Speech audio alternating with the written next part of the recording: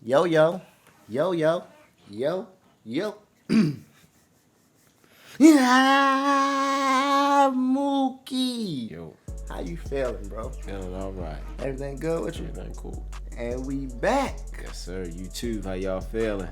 Slid through with us again. Appreciate it. And we back with another reaction video. Now, Mookie, bro, you already know they got on me about the World Cup, bro. Yeah. They got on, they said, man, y'all been watching football for a little minute now. Y'all still don't know. I mean, we don't know the rules to the World Cup like that. You feel me? I know I don't. So it's a different format of how they doing the World Cup. So hopefully this video right here explains how to win the World Cup. Okay. Now, if there's another video that we need to react to, that's what we will do. I seen this video was like more so popular, more people react to it, and I guess it give them more information on the World Cup. So if y'all new to the channel, don't forget to like, comment, subscribe, man. I appreciate y'all for actually following through this journey. Yes, sir. We about to hit 50K soon, man. 40K, that's already done deal. We gonna pass that, but we going for 50K, man. Mookie. Yo. Let's get into the video, babe. Hold on, let me turn it down, shorty. I don't want the volume. Let's go. Let's go. Football is the world's game. Its simplicity and flexibility means it was the first sport to spread to every nation on the planet. Its entertainment for both players and spectators led it to the global competition beginning this month, the FIFA World Cup.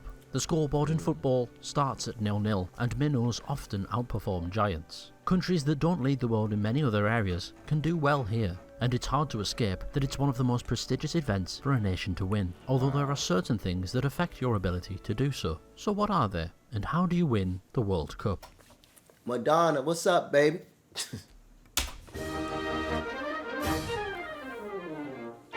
Football knowledge is only born through experience. Any theory needs testing. England were the first world leaders in international football, not because they were naturally the best or in any way unique. It was because they got there first. Players don't have to learn football from scratch. They build on decades of development from passing to Panenkas. The skills and tactics are only mastered by players today after they've been invented and honed. The countries with the longest histories naturally gained the most knowledge first. Next countries who got their hands on the game became the next leaders.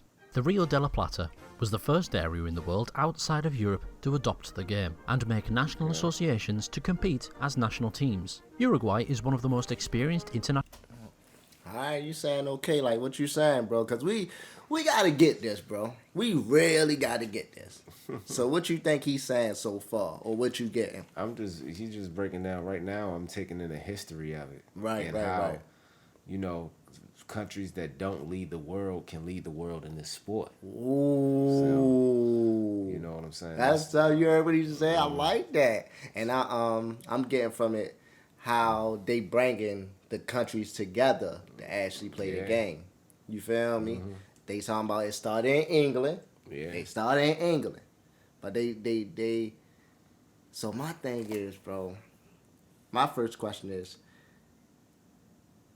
who came up with like, hey man, we wanna get everybody on board on this. We wanna reach out to other countries to play this game. We want this big World Cup game. You feel me? That's my question. I wanna know who did that. Like, I want this to be the greatest, what you can say, tournament for Greatest real. tournament in the world, yeah. So yeah, okay. national teams on the planet. Despite being a midget sandwiched between the nations that birthed Pelé and Maradona, Uruguay is still a tour de force of global football. Don't adopt the game late or neglect experience. The small supporting army behind every move need to succeed at their job for the team to succeed. To deal with everything unique about this type of football, but South Africa neglected it. South Africa were excluded from FIFA for nigh on half a century due to the apartheid regime. Upon readmission, the tricky, insipid playing style forged in its domestic league was ripped apart. In 1993, they failed to qualify for their first tournaments, with 4-0, 4-1 and 3-0 losses to Nigeria, Zimbabwe and Zambia. The rest of the continent had advanced decades in their absence. Experience is correlated with success. Twice the experience of a national team means 0.84 goals extra per game on average.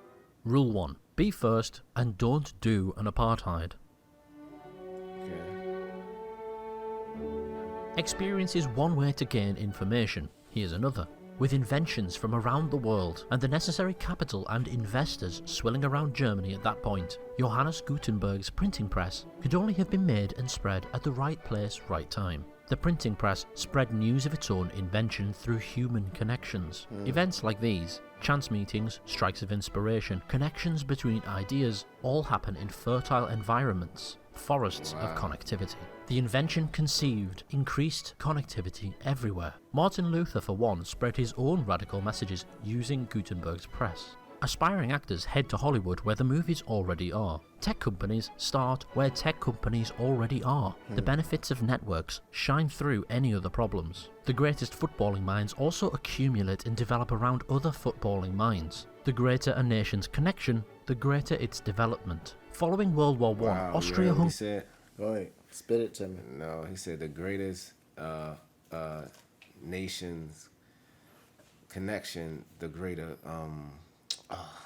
he just said it. The greater nation connection. Basically, what he's saying is you can only gain this, through the knowledge and the work. You know what I'm saying? Right. I keep on hearing them say that, like, football, you learn it more through experience. Yes, you can only get to where you want to be through experience. So it's not like an overnight type of thing. Right. You know what I'm saying? So y'all be getting on us like that, man? Yeah. Talk to him, yo. No, yo. It's amazing to me that this much effort, and I can understand why y'all have so much pride when it comes to this sport. Facts. Because it takes a lot. You know what I'm saying? You put in a lot, you get out a lot. You see what I'm saying? So that's just... And y'all already know what we got a reference to. Yeah. It's not basketball, bro. You feel me? Like, we can learn the game of basketball in like 1 or 2 days. It's a couple of rules. Maybe not that quick. I mean, the main objectives of it. Yeah. You feel me? And all the calls and all that, but pass, shoot, stay in bounds. Yeah. This right here is way more critical. You feel me? Pass, shoot, stay in bounds, playoff, regular season game, playoffs, travel. Yeah. That's simple, bro. Yeah. This right here is way more critical. I don't be know if it's friendly games, because there's friendly games during the week. You got 1,000 leagues. Yeah, a whole bunch of leagues. You feel me? You don't know. It's one team in the Premier League. It's one team in the Champions League. Then it's a World Cup that don't even got anything to do with the leagues. Yeah. Bro, that's Just a the lot. world. Yeah, that's a lot, man. That's a lot. Hungary was split among a dozen nations, but the connections in work, travel and personal and business relationships could not be broken by treaty. These formerly domestic footballing connections became now international ones. Prague, Vienna and Budapest still benefited from introductions and innovations in the other countries. What became known as the Danubian School of Football Tactics emerged, a series of innovations built upon the English game and perfected among the countries that competed for the Central European International Cup. This area produced the best coaches and strikers of the early 20th century. The twinkle-toed Austrian Matthias Sindelar, career cut short by Anschluss. Josef Bitzan, Austrian-Czech highest scoring forward in history. And later the mighty Magyars and Hungarian Ferenc Puskás, after whom FIFA's Beautiful Goal Award is named. The Victorian English network of footballing minds spent Saturday afternoons in smoky Lancashire pubs, but on the continent, Viennese cafes caught up and surpassed them. These countries weren't the earliest in their adoption of the game, but they were meticulous in their perfection of tactics, coaching, psychology and fitness. The great football intellectual scene that prepared the game for the next century. England isolated themselves and didn't catch wind of this until too late. A late joiner of FIFA, then on-again, off-again member, they didn't deign to enter the first 3 World Cups, instead playing the same home nations over and over. Then came in 1953 the first bomb dropped on Blighty since the Blitz. Hungary's 6-3 battering of England at the home of football. The return fixture, a 7-1 demolition, remains today England's heaviest ever loss. In the first 5 World Cups in which Austria, Czechoslovakia and Hungary all entered, one of them reached the final 4 times out of 5, losing only the final to Italy, Brazil and a West Germany that was probably not doping their players. But like England, Central Europe did not remain ahead of the curve. Just as English knowledge flowed up the Danube once upon a time, Central Europeans took their game to less communist climes. Remember, it doesn't last forever. But this isn't the only way to be networked. Television and the internet have done a big job of bringing the game to the world. Arsene Wenger, football stats evangelist of the 1990s, grew up on the Franco-German border and was able to watch German football at a time when international broadcasts were rare. With an international outlook, his introductions to the English game revolutionised players' fitness and lifestyle in the 1990s, culminating in an unbeaten season. On the other end of the spectrum, South Africa strangled information flow and even banned television until the 1970s to suppress non-Afrikaner voices and avoid what happens when information runs freely. Suppression of information tends to happen in dictatorships, and it's no coincidence that dictatorships tend to be bad at football. This compounded the nation's isolation from FIFA. Many South Africans whose duty it was to organise the 2010 World Cup hadn't even seen a tournament until adulthood. Rule 2. Be connected, innovate and adopt, and don't be South Africa. My name is Alethea. My story is true. This is a story about the mystery. The best footballing nations in each region tend to be the most populous. As a factor, population may be stupidly obvious, but it's an inescapable truth. All else equal, a country with a higher population has more people taller, stronger, faster and better at association football than a smaller one. Some nations have millions, some merely a few thousand. A united British team would increase its labour pool by about 20% compared with England alone. Germany's 80 million blows Luxembourg's 500,000 unquestionably out of the water. The nations that materialised from the 1990s have not improved on their previous record, despite there being more than 7 times as many former communist countries in FIFA and UEFA. The evidence is clear. Population is correlated with success. Twice the population means, on average, per game, an extra 0.42 goals. Okay. Rule 3. Be big. Britain was the first country in the Victorian age with lawn bowls, croquet, lawn tennis, polo and golf. Sport was a preserve of the rich, landed or Scottish until the Oiks gained access. But football suits the urban working class more. A single golfer needs 18 holes to play around, whereas 22 footballers need a flat grass rectangle. Cricket takes all bloody week to play. Football needs 2 hours of an afternoon. This makes football possible in places other sports are not. Almost everywhere, almost. Greenland can't grow grass. Tuvalu and Kiribati have almost nowhere to even fit a football pitch. A place to play has retarded the development of football in the fringes of the world. If you aren't blessed in this natural wealth, you have to be the other type of wealthy. Iceland has the shortest domestic football season in the world because the pitches freeze over from October and for months they live in darkness. While Brazilians can spend their warm winter weekends outside, Icelandics have no ability. Football suffered. Less practice, less players, less football, and losing 14-2 to Denmark. Starting this century, Iceland have been building indoor heated sporting venues and training even children's coaches to UEFA A and B licence standard. Now football can be played year-round by everyone. Norway dominates the Winter Olympics not because of the wealth of individuals, but because access to sport is guaranteed in Scandinavia as a virtual human right. But this is expensive. Not every country can afford to do this. Iceland can. And the evidence has been seen on the pitch, reaching the quarter-finals of the European Championships, their first ever World Cup, and their highest ever international ranking.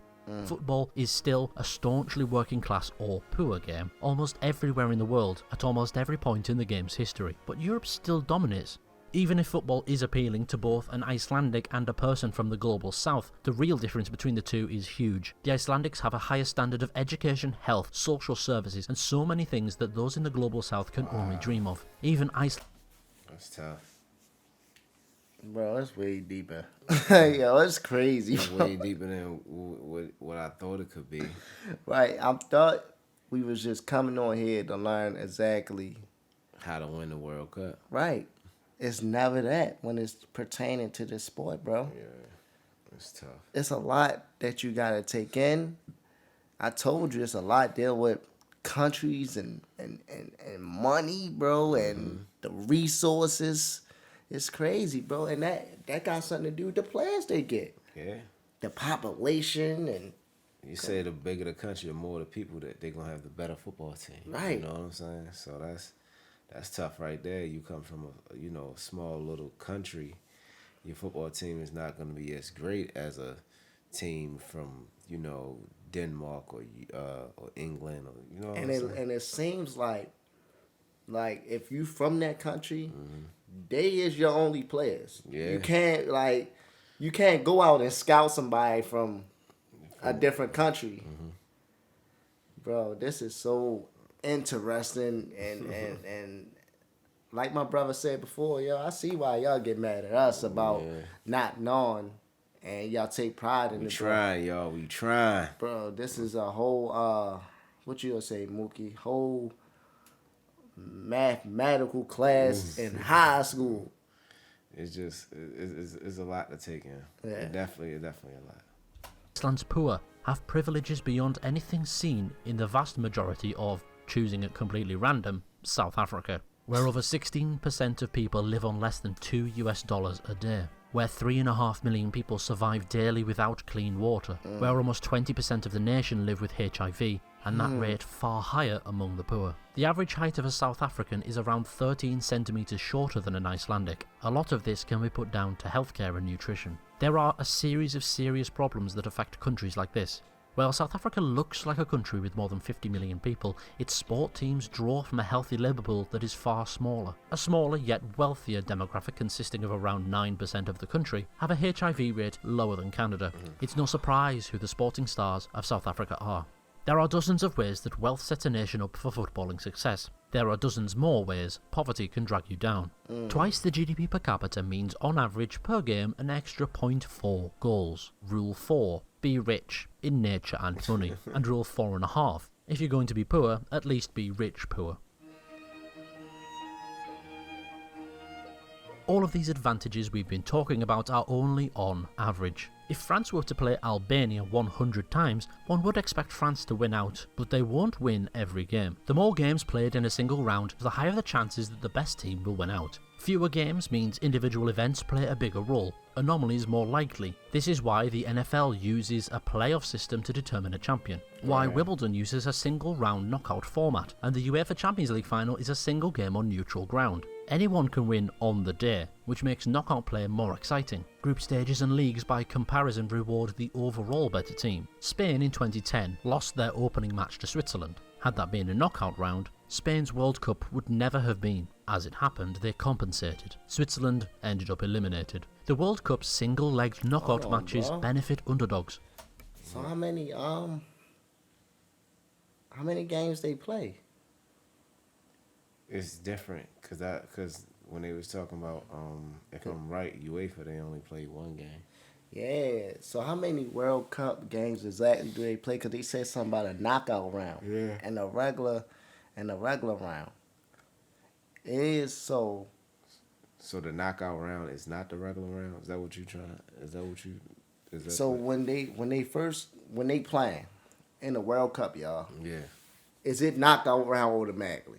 Is it a 1-on-1? Because they said main man said anything, anybody can basically be beaten on any given day. Yeah.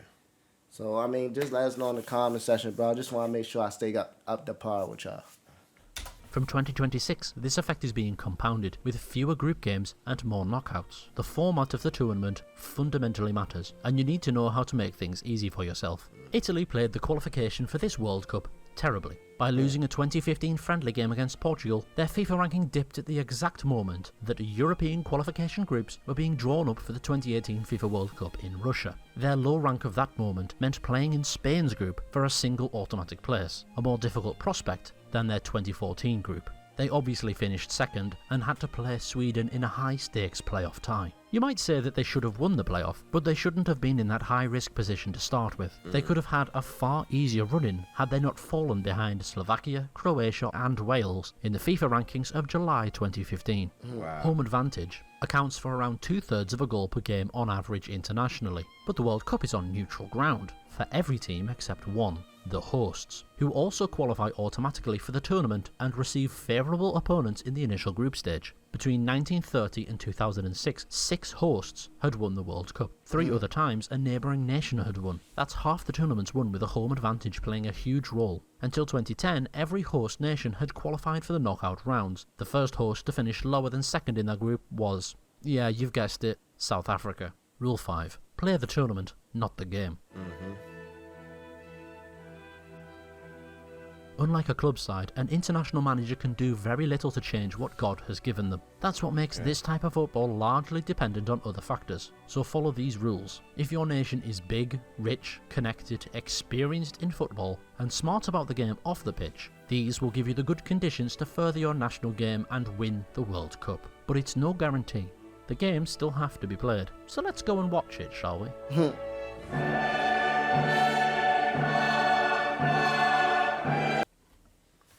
Wow, truly insightful.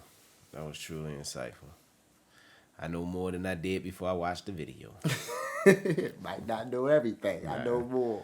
I know more than I did Well, before I'm I about to watched the say, video. they originally say though, bro, that we supposed to support the USA. Yeah. I mean, Originally, like we supposed, because it's like it's the World Cup, bro. You gotta support your own, you know. so I could see myself in a World Cup situation supporting the USA. So y'all basically saying that we should, since we from the USA, it's a couple Support USA the players USA. y'all want us to react to. We gotta support the USA, which is understandable. We respect that. I'm trying to get to the point, y'all, that we understand exactly what y'all understand. Like, if we was living in Europe, our mindsets would be like that. So I'm trying to get to that point. I'm trying to have like a fully understanding on the game. We still gonna need a little bit more help with the actual World Cup. So anything that y'all can give us in the comments that might help us do that. I even got on the phone with a subscriber the other day. You feel me? And learned some more information about that. I didn't really know it was that much to take in, bro. And it's just not about football, bro. It's It's more. life. Football is life. Anything you gotta say, bro? This was a great video. Nothing. Very insightful video. Just waiting to just dive into it just a little bit deeper. I'll be happy when I finally can piece all of it together. Alright, Finally be on my own with it. Respect. Look, man, if y'all new to the channel, don't forget to like, comment, subscribe, man. We appreciate y'all. We love Yes, y'all, sir. man. Thank y'all for rocking with us through this journey. I'm Nick Dunson, And I'm Mookie Dunson. and we out, baby. One.